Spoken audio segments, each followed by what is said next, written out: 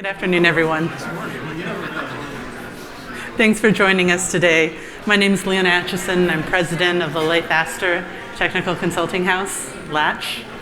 We're here to talk about the role of identity in government modernization. We've been supporting the US Patent and Trademark Office during their ICAM modernization efforts. So let's dive right in. We only have half an hour.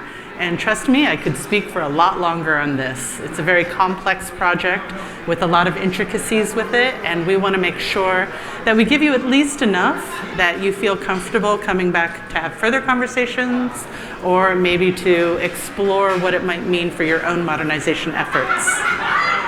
But first, just wanted to make sure that I give a shout out to the people who helped bring us here.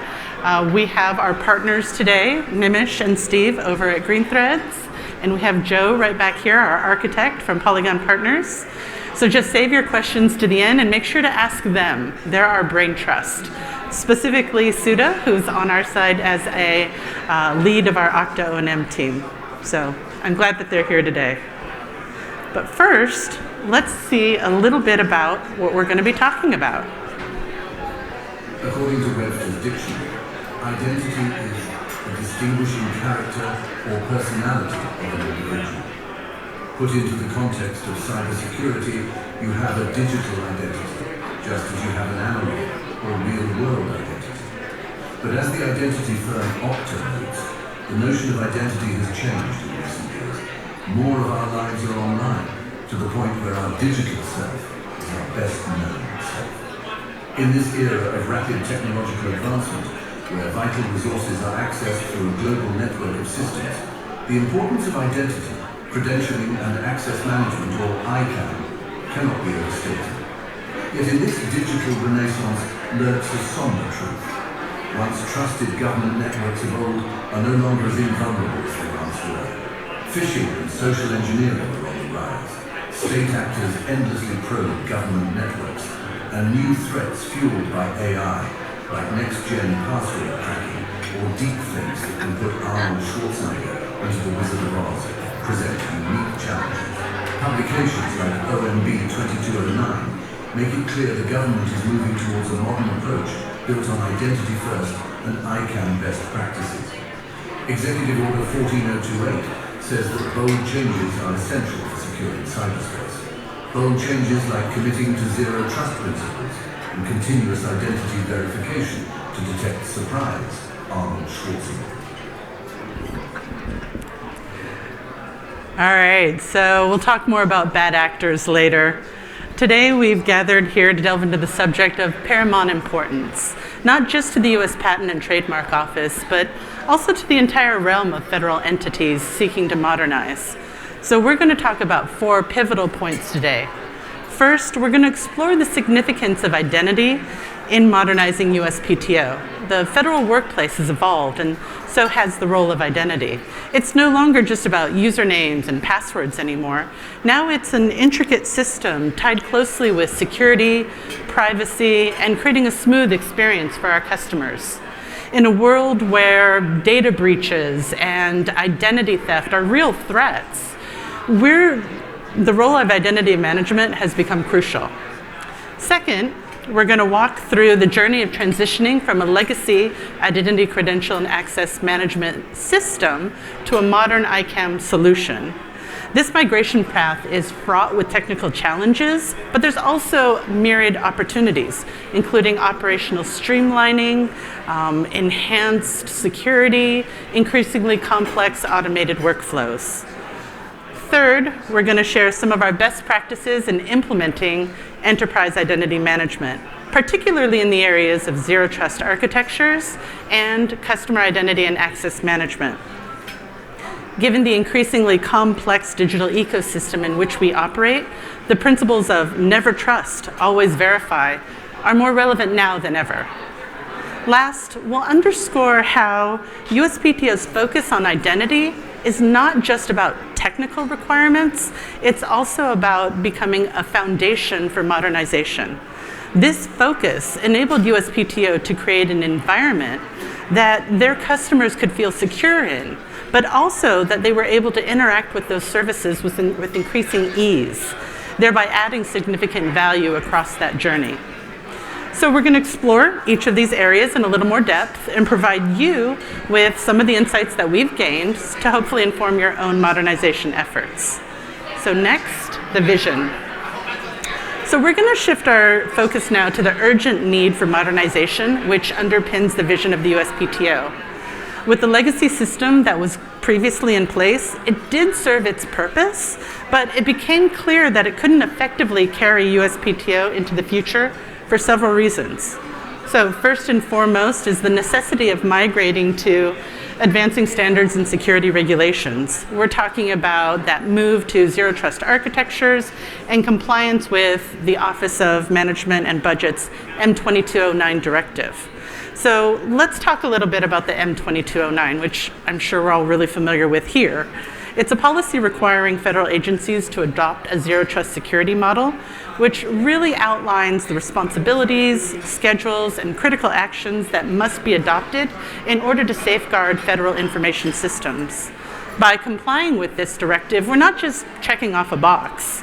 We're aligning our security protocols with a standardized government-wide framework that's undergone rigorous vetting. It provides a united approach to security, reduces the attack surface, and establishes a consistent security posture across federal agencies. OMB 2209 thus becomes not just a requirement, but an advantage, allowing us to leverage state-of-the-art practices that have already been vetted at the highest level. The world is moving forward, and we must keep pace. So let's talk about the complexity of the legacy solution. It was an amalgam of components that were pulled together in order to address the capabilities required by the USPTO. But in doing so, its complexity became more than just an inconvenience. It was actually a roadblock to implementing advanced features that could provide better value for the customers. And that leads us to our second point, which is the resource drain. The operational duties were taking up so much time in order to keep this custom piece going that it was diverting people from being able to explore and bring in new functionality. In particular, upgrades were a significant pain point. Major version releases were so complex that they required a parallel work stream, which ended up gobbling up all sorts of resources. In terms of human capital, the skills required to maintain a legacy system with so much customization was not only specialized, but expensive and increasingly hard to come by. Migration to our legacy vendor's cloud solution was stymied by limitations with database compatibility in both AWS and Azure. The costs in both time and money were significant. Furthermore, those custom interfaces that we talked about, they were built to support functionality in that existing system and had become increasingly difficult to maintain over time. Those bespoke solutions have now turned into liabilities, lacking the ability to seamlessly integrate with newer authentication options for unphishable MFA. In essence, our existing system had technical limitations that prevented us from further evolving along the lines of our organizational goals. We've reached a point where putting in significant effort and resources were gaining us diminishing returns. So the question wasn't whether or not we needed to modernize. The question was how fast could we do it? Our vision at that time was to adapt, innovate, align our identity management systems to not just meet but exceed the changing demands of USPTO's landscape. In doing so, they aimed to set a standard for other federal agencies to follow. In the next segment, we'll discuss why we chose Okta as a strategic partner in that endeavor, but suffice it to say, the change wasn't just imminent, it was necessary. So why Okta? One of the reasons why we chose Okta as a cornerstone of the modernization vision is that they had quite a few of the core capabilities already built in. So first, Okta is a cloud-native system, and it was one of the first to support FedRAMP for moderate systems, which aligns perfectly to our commitment to adhering to federal regulations. During the proof of concept phase, we were able to validate the majority of the capabilities that we needed thanks to Okta's extensive integration network and their standards-based approach. We also, during that time, designed a coexistence model that minimized the migration impact for our customers and partners between the legacy ICAM system and the current or modern ICAM solution by maintaining single sign-on functionality in a parallel effort. This directly contributed to reducing that impact on those stakeholders. Okta has brought us infrastructure stability and fully addresses our requirability requirements, factors that are crucial for the functioning of the USPTO. So, interesting fact, a single outage at USPTO results in the loss of millions of dollars of revenue and remediation costs if their customers can't use their services for patents and trademarks. Furthermore, their solution is backed by extensive Gartner and Forrester analysis, training and reference resources, and more importantly, reach-back support for design and implementation. And last but not least, Okta played a significant role in helping us accelerate compliance with the ever-evolving regulations. So for USPTO, Okta wasn't just an arbitrary choice, it was a strategic partnership for that modernization. But there were challenges. So I'd like to dive into those challenges about that journey of modernization, using identity as that focus for PTO. These challenges are broadly categorized into two sections: ICAM maturity level and identifying the product that would work for you. So we're going to start with the ICAM maturity level. One of the fundamental challenges here is the organizational maturity and establishing a comprehensive technical roadmap. At a core, this is about aligning the organizational goals with the practical aspects of implementation. Achieving organizational maturity isn't a one-off event. It's a sustained effort that requires continuous training, knowledge sharing, and creating an environment where learning is valued. They created a cross-functional team dedicated to the modernization process, which led to multiple perspectives, and that in turn led to better decision-making and problem-solving. In essence, maturity doesn't just mean adopting the latest technologies, but also fostering a culture where everyone is ready to adapt and grow with those technologies. It's essential to understand how identity is going to meet your technical and security roadmaps, the requirements within that roadmap. When we don't have that understanding, there's a tendency to implement solutions that may not be scalable or adaptable to future requirements. Meeting these security and technical requirements involves several steps.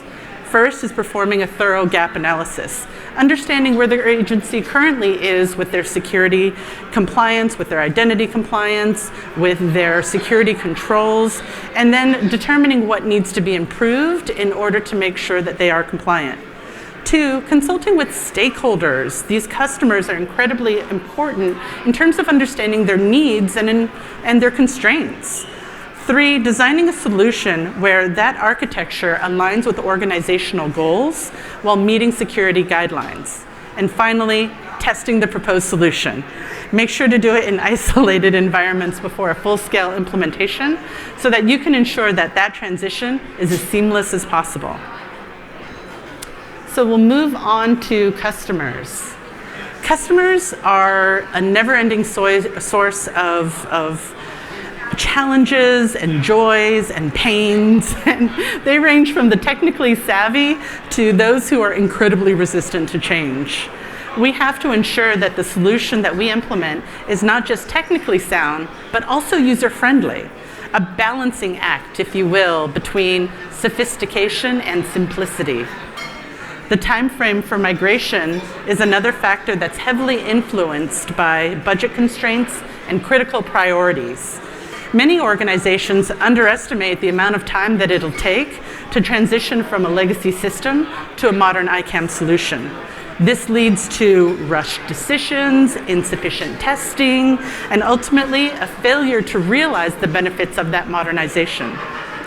So let's shift our perspective to the questions that are surrounding the identification of an appropriate product. One of the first things to think about is not just how different products might function, but how they might integrate into your organization. It's not just about whether it can perform the tasks that you need, it's all about how does it seamlessly fit into your existing architecture. When thinking about product integration, consider the ease with which the product can be integrated into existing workflows.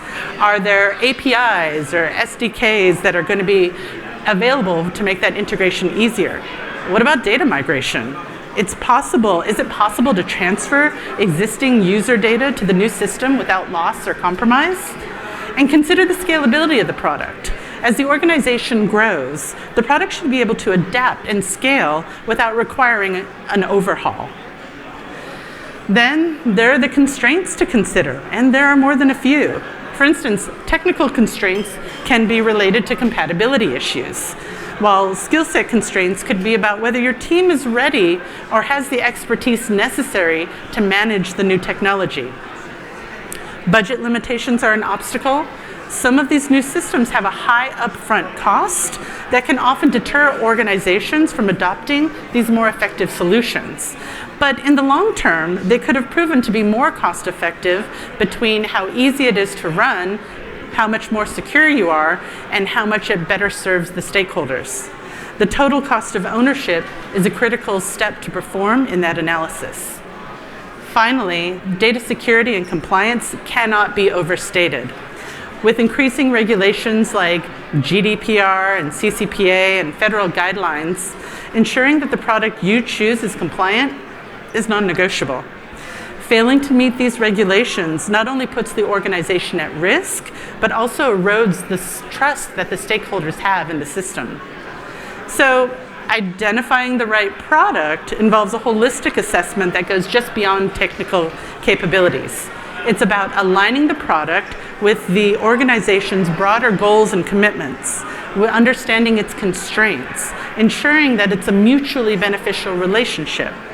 As such, modernization within USPTO wasn't just a technical endeavor. It was an organizational change that required strategic planning, careful selection, and the ability to adapt. So let's talk about some of the technical challenges that we incurred. There's two main subsections in this area. It's identity challenges and the technical challenges for the applications and systems themselves. One of the foundational issues that we faced was the existence of rogue or orphan accounts and the security mandates required for addressing them.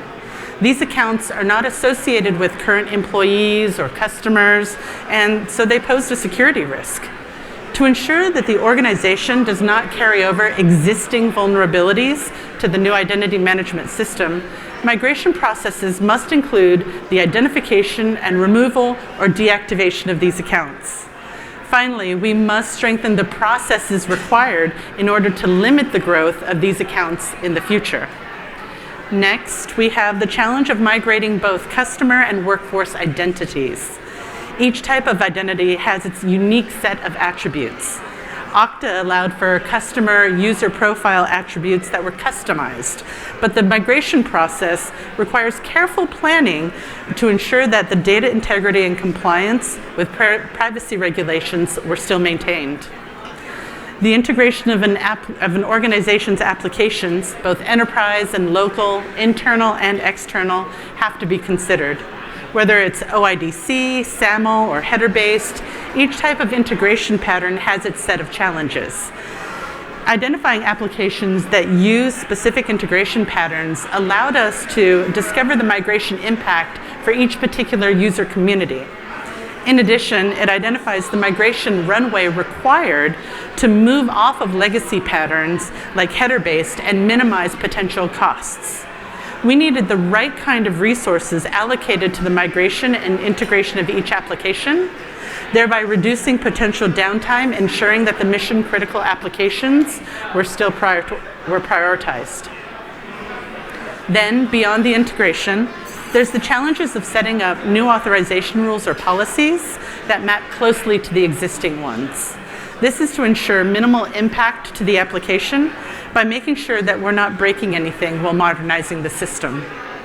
Automation is the key for efficiency, but it's not without its challenges too.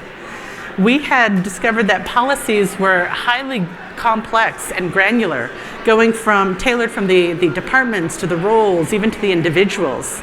Automation tools may struggle to capture this detail, capture this level of detail, and errors in deployments can lead to security vulnerabilities or operational efficiencies.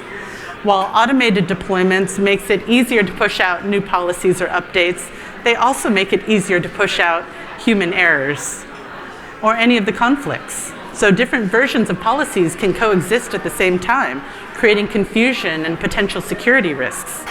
Changes in policies may require changes in dependent systems, like configurations of firewalls, identity providers, or data storage solutions. Failure to manage these dependencies or incorporate proper governance can lead to system-wide issues. Implementing an automated deployment of policies required vigorous testing to ensure accuracy and compliance. Last but not least, my favorite part, risk management. The process is rife with risk that, if left unanalyzed or without a mitigation plan, can result in a failure to migrate or worse. To mitigate a number of the risks, our team set up a coexistence model between our legacy ICAM system and the modern ICAM solution to support single sign-on during that migration phase. It was better to run SSO solutions in parallel than risk a degradation or unavailability of SSO services. This was a complex operation that necessitated close collaboration with all stakeholders to manage risk effectively. So let's discuss some of the best practices that we used during this migration phase. First, I think one of the things that we really want to talk about is combining identity with security policies and processes. It's not just optional, it's imperative for a federal agency. Merging these areas ensures that there's no gap where an attacker might compromise our system. Think of it as a double lock system. If the first one fails, you still have a fallback. So let's delve deeper into this regulatory compliance. The significance of compliance isn't just a matter of legal obligation. It's central to our identity management modernization efforts for several reasons. NIST 800-63 offers comprehensive guidelines for digital identities.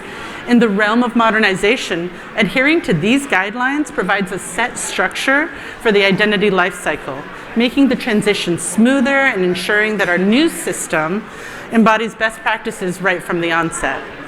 NIST 800-53 outlines the security controls that federal information systems have to adhere to.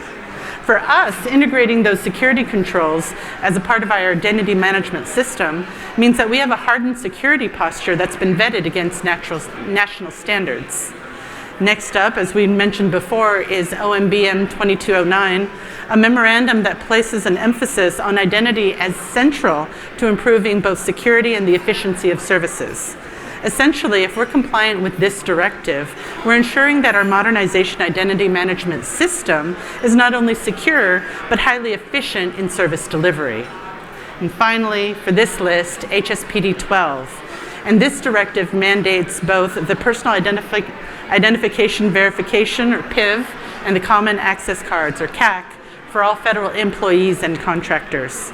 Incorporating these into our new ICAM solution means that we're aligned with federal identity verification norms, enhancing both security and interoperability with other federal systems. So what did this do for us? This created a playbook. They set the boundaries of what must be achieved, ensuring that we were not just doing the right things, but doing the things correctly. If we align our identity management solution with these frameworks, we're essentially turning our modernization project into a strategic asset for USPTO, not just a compliance checklist. So these are some of the practices that we learned and think are important to consider. So the first one is the authentication policies. Tailoring policies to roles within the organization prevents unauthorized access. General staff members shouldn't have the same access level as an IT administrator. So be specific, be granular. Network zone definitions. Some network zones require stringent controls, others not so much. Defining these zones means that we can allocate resources more effectively, tightening security where it's most needed. Multi-factor authentication for external users. Non-phishable MFA is an option that everybody should consider adopting, and it's necessary as per OMBM 2209.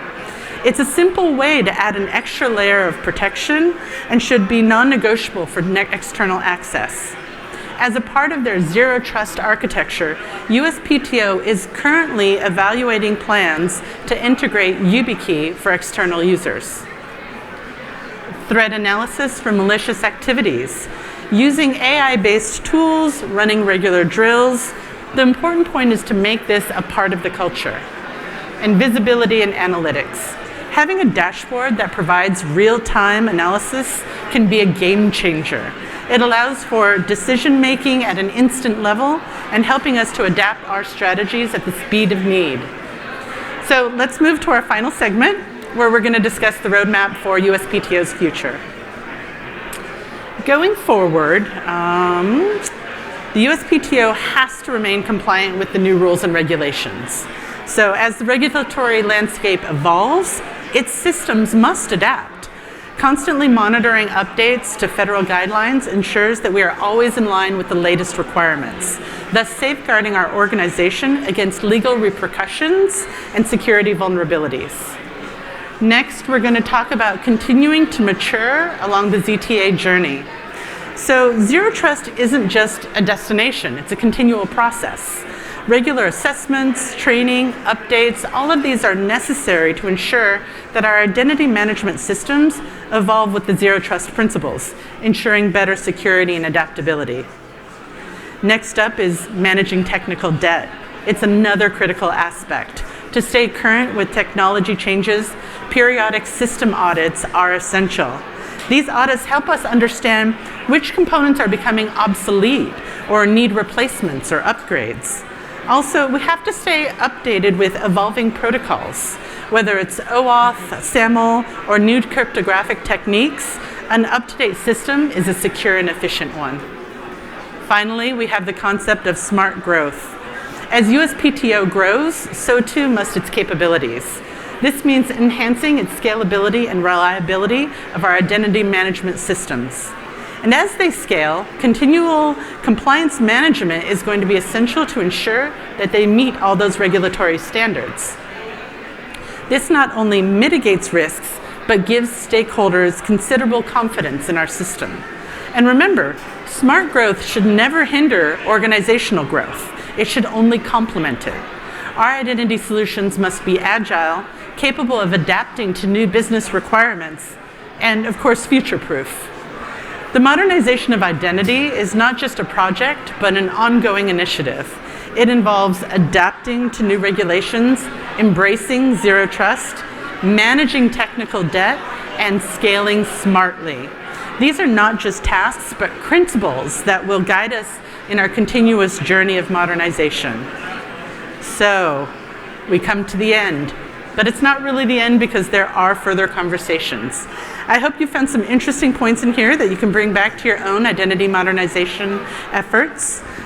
We welcome further conversations, and here are a handful of people who are able to provide you with more knowledge on this journey. And also, another thing, please join us at Mustang Sally at 4 if you guys are interested in the happy hour. We'd love to chat in a more casual atmosphere.